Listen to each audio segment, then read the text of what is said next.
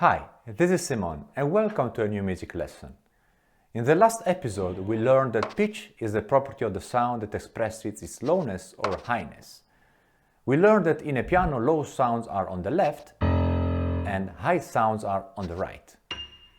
We discovered that a piano can play 88 different pitches, but in music what really matters is just a set of 12 pitches called unique pitches or pitch classes, and the notes are the names of 7 of them. Now, because it's not so important to distinguish between pitches, unique pitches and notes, we will sometimes use the term notes for everything. So a piano has 88 notes, but in music there are 12 notes and there are 7 names from the notes. We will understand from the context what we're talking about, so it will not be confusing. Today we will talk about music notation and we will start practicing music transcription, which is the ability of listening to a piece of music and writing down what we hear using music notation. This lesson will be more effective if you have some manuscript paper with you, so you can write the notes along. Even if music notation is not essential to sing or to play an instrument, it is fundamental to really understand music or to play at an advanced level. Fortunately, learning music notation is easy and the system is very powerful. To learn music notation, it is important to understand how sounds are organized on the piano, and we did this in the previous lesson. Often people are intimidated by music notation because they try to learn all in once, and this can be quite overwhelming. In our lessons, we will gradually introduce the elements of music notation where we need them, so the process will be natural and easy. So, how can we write music? So far we have talked about pitches, and today we will understand how the system of writing pitches works. We will use a piano as a reference, of course. In fact, even if music is written in the same way for every instrument, which is good, the system is closely related to how sounds are organized on the piano. Also, if we manage to write down all the pitches that the piano can play, we can then be sure to be able to write down all the pitches that any instrument can play. This is because the range of any instrument is much smaller compared to the range of the piano, and basically no instrument can play pitches that the piano cannot play. We could be tempted to write music in plain English. After all, the name of the notes are just the letters from A to G. If we do so, we need to add a number to specify exactly which absolute pitch we are talking about. We can indeed assign a number to each repetition of our 12 unique pitches like this. Each one of them is called octave, so a piano has a range of more than 7 octaves, which is pretty big. So this is D4, but this is D3. This is F2, and this is F6. And now we can just write the music and read it from left to right. Listen.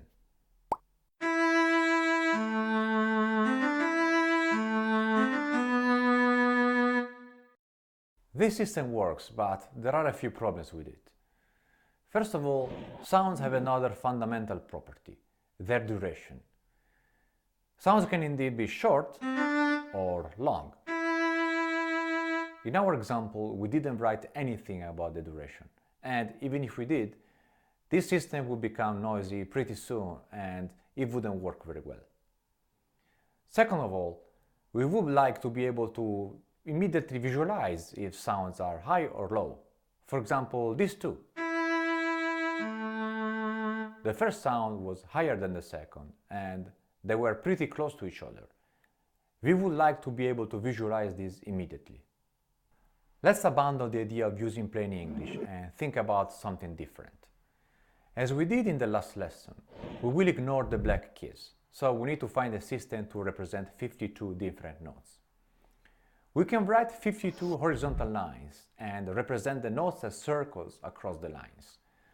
So A0, which is the lowest note, goes on the bottom line, and C8, which is the highest note, goes on the top line.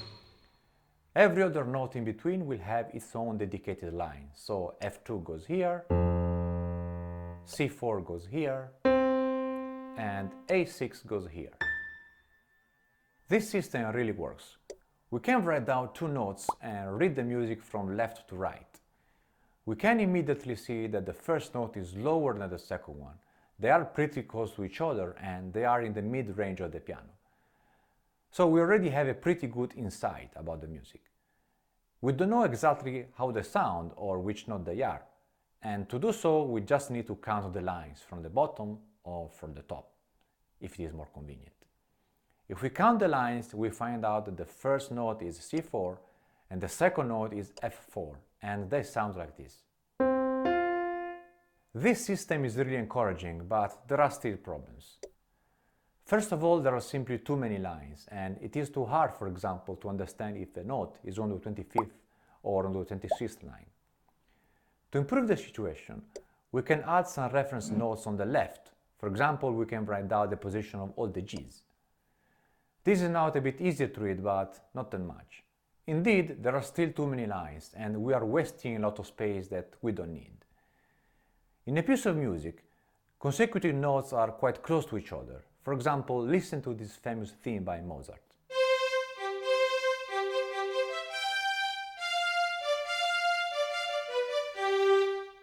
We can see that the notes are close to each other compared to the range of the piano. They are in the middle section and there are so many lines that are unused. To solve this problem, we can just use less lines. Instead of 52 lines, let's zoom on 11 of them. This is now much easier to read and the music still perfectly fits. Observe that we kept a reference of our G4, so we know where we are. We can do something clever to save even more space. Instead of writing the notes just across the lines, we can use the spaces as well, so we can represent the same 11 notes using 5 lines, 4 spaces between the lines, and the space below the first line and above the last line. Now the conversion between the systems works like this. The note that goes on line 1 on the left, D4, goes on space 0 on the right. The note that goes on line 2 on the left, E4, goes on the first line on the right. The note that goes on line 3 on the left, F4, goes on space 1 on the right. The note that goes on line 4 on the left, our reference G4, goes to the second line on the right, and so on. Because music is art, instead of merely writing G4 close to the second line, which doesn't look so artistic, we can replace this with a much prettier symbol which means exactly the same thing, this one, and we write it at the beginning of the line. This symbol is called the treble clef or G clef because it is saying that the note that goes on this line is G, and not any G, G4. Now that we know how to read and write the notes, we need to start memorizing their position. Try to read these notes, write them down and refer to the legend if you need any help.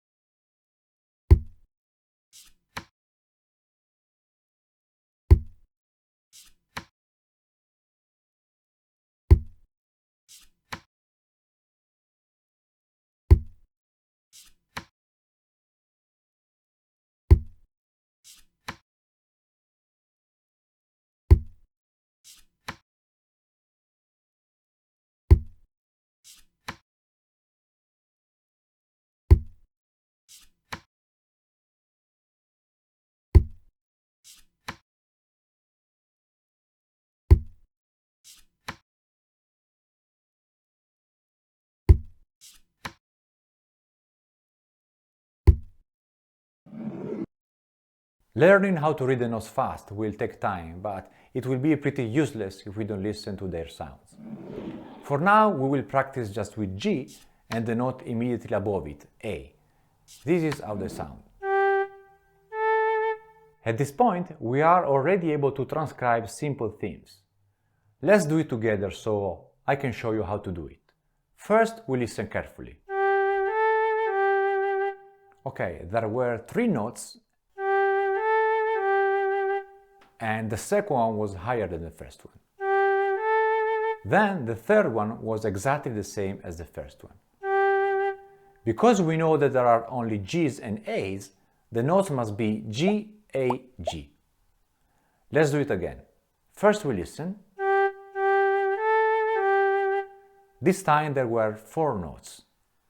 The first two were the same.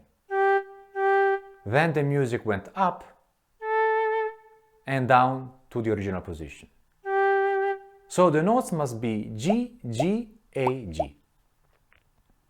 And now try on your own. Use your manuscript paper if you have. Write each theme on a separate line and don't forget to add the G clef at the beginning of each line. The solutions of the exercises are available at the end of the video.